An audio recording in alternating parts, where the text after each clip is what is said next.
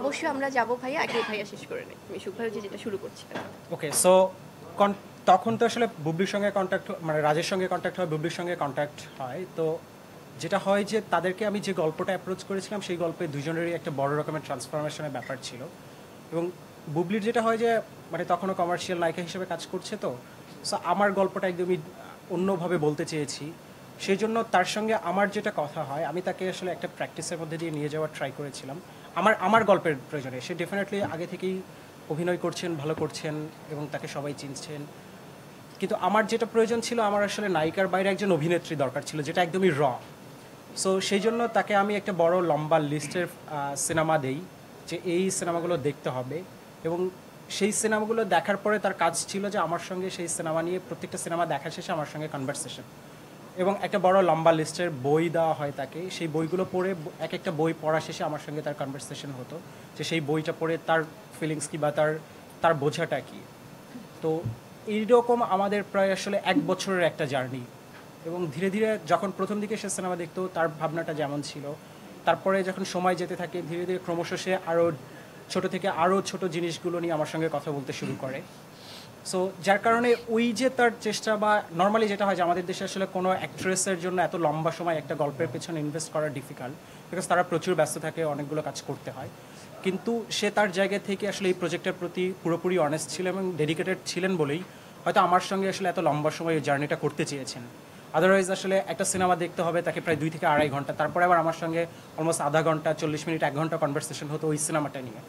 তো আমি আসলে তাকে থ্যাংক ইউ বলতে চাই যে আমার সঙ্গে এই জার্নিটা করার জন্য এত লম্বা সময় ধরে। এবং শরীফুল রাজের ক্ষেত্রে যেটা হয়েছে, আমি যখন তাকে গল্প অ্যাপ্রোচ করি, প্রথম যে দিন তাকে আসলে ফোন করি, সে তখন আসলে হসপিটালে ছিল একটা পেশেন্ট নিয়ে। সো তখন তাকে আমি ফোন করে কথা বলার পরে তাকে গল্পটা হোয়াটসঅ্যাপ, মানে সিনাপসিসটা হোয়াটসঅ্যাপ করি। সো তখন সেইখানে থাকা অবস্থায় সে তার প্রায় আধা ঘন্টা পরে আমাকে গেট ব্যাক করে আমাকে বললো যে ভাই, নর্মালি আমার যেটা হয় যে গল্প পড়তে গেলে আমার আসলে কিছুক্ষণ পরে ভাল লাগে না, সো আমি আবার পরে একটু পড়ি, একবারে পুরোটা পড়তে পারি না। কিন্তু এই গল্পটা আমি একবার শুরু করার পরে আমার আসলে শেষ না করে থামতে ইচ্ছা করেনি, এবং I loved it, so I would love to part of this film. এই হচ্ছে আমার প্রথম দিনের রাজের সঙ্গে কমিউনিকেশন। সো এরপরে জার্নি যেটা হয় যে রাজের আসলে চ্যালেঞ্জ ছিল তার ফিজিক্যাল ট্রান্সফরমেশন, বিকজ আমার এই গল্পের প্রয়োজনে তাকে ওয়েট কমাতে হবে, প্রথমে ওয়েট বাড়াতে হবে। সো সেই তখন থেকে আসলে রাজ আসলে ওই জার্নিটা শুরু করে, তার ওয়েট গেইন করা হয়, আমরা একটা পার্ট শ্যুট করি, তারপরে আবার আমরা যে সময়টা আসলে গ্যাপ নেই সেই গ্যাপের মধ্যে তাকে আসলে ওয়েট আবার কমাতে হয়। সো এই যে ফিজিক্যাল ট্রান্সফরমেশনের জার্নি, সেটা রাজবোধ হয়ে আসলে যতটুকু এনজয় করেছে তার চেয়ে বেশি কষ্ট পেয়েছে, বিকজ ওয়েট গেইন করা আবার সেটা লুজ করার ক্ষেত্রে আসলে একটা টাফ জার্নি হয়ে থাকে। এবং যেটা হয়েছে যে আসলে রাজ অনেকখানি বেশি ডেডিকেটেড ছিল সামহাও আমার এই ক্যারেক্টারের জন্য। এমনিতেই রাজ মানে অল থ্রুই ডেডিকেটেড অভিনেতা, এটা সবাই জানে। রাজ কত ভালো অভিনেতা এবং কতখানি ডেডিকেটেড সেটা সবাই জানে।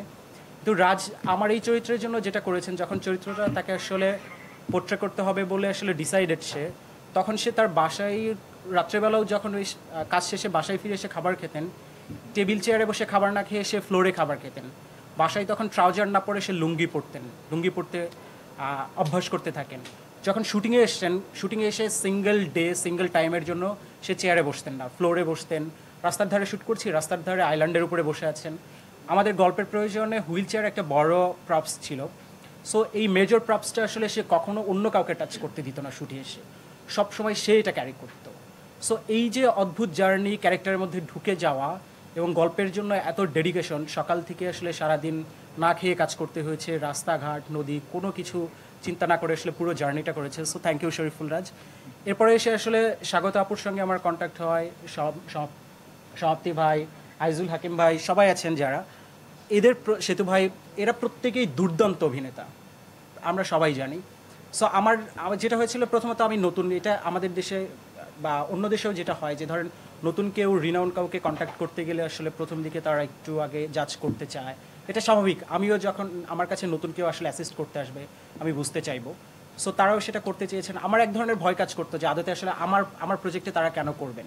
কিন্তু আমি যখন অ্যাপ্রোচ করি, তারা যখন আসলে সেই অ্যাপ্রোচটা অ্যাকসেপ্ট করেন এবং আমার সঙ্গে জার্নিটা করেন, তখন আসলে পরে ধীরে ধীরে তারা এক্সপ্রেস করেন যে গল্প বা অন্যান্য সব কিছু মিলে তাদের ভালো লেগেছে, সো জার্নিটা করেন। স্বাগত আপুকে আসলে এই গল্পের জন্য তারও একটা জার্নি ছিল অদ্ভুত, যে সে এটার জন্য আমার সঙ্গে অনেক দিন কথা বলতে হয়েছে, আমার সঙ্গে মিটিং সিটিং, তারপরে এই ক্যারেক্টার নিয়ে বর্ণনা, তার লুক টেস্ট, তার কস্টিউম, অন্যান্য সব কিছু নিয়ে আমরা অনেকবার এটা নিয়ে বসতে হয়েছে, সময় স্পেন্ড করতে হয়েছে এটার জন্য।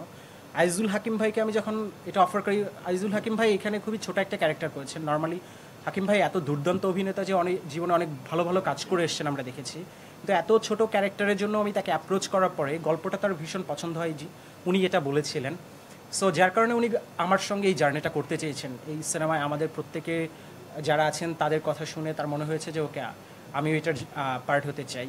এদিক থেকে সমাপ্তি ভাই খুবই ব্যস্ততার মধ্যে ছিল। আমি যখন তাকে অ্যাপ্রোচ করি তখন সে একটা সিরিয়ালের শ্যুট করছে, টিভি প্রোডাকশনগুলো করছে, তার মধ্যে থেকে আমার আসলে একটা লম্বা সময় লাগবে। সো সে সেইগুলো ক্যান্সেল করেও আমাকে ডেট দিয়েছে। এবং আমাদের যেটা হয় ঢাকা শহরে আসলে শ্যুট করতে গিয়ে অনেক সময় আমরা সিন ফেসে যাই, আসলে প্যাচওয়ার্ক হয়। সেইটার জন্য সমাপ্তি ভাইকে এমনও হয়েছে যে অন্য শ্যুট থেকে অর্ধেক শ্যুট করে তাদেরকে ম্যানেজ করে এসে আমার শ্যুট করতে হয়েছে।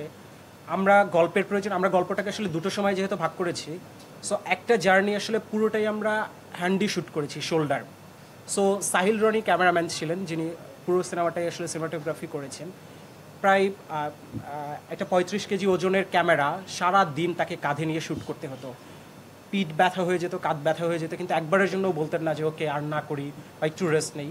বিকজ প্রত্যেকে আসলে গল্পটাকে ভালোবেসেছিলেন, ওন করেছিলেন, যার কারণে আসলে আজকে আপনারা এসে ট্রেলার দেখলেন, কদিন আগে আপনারা টিজার দেখেছেন, গান দেখেছেন, দেখে আপনারা অ্যাপ্রিসিয়েট করছেন। সো সবাইকে থ্যাংক ইউ।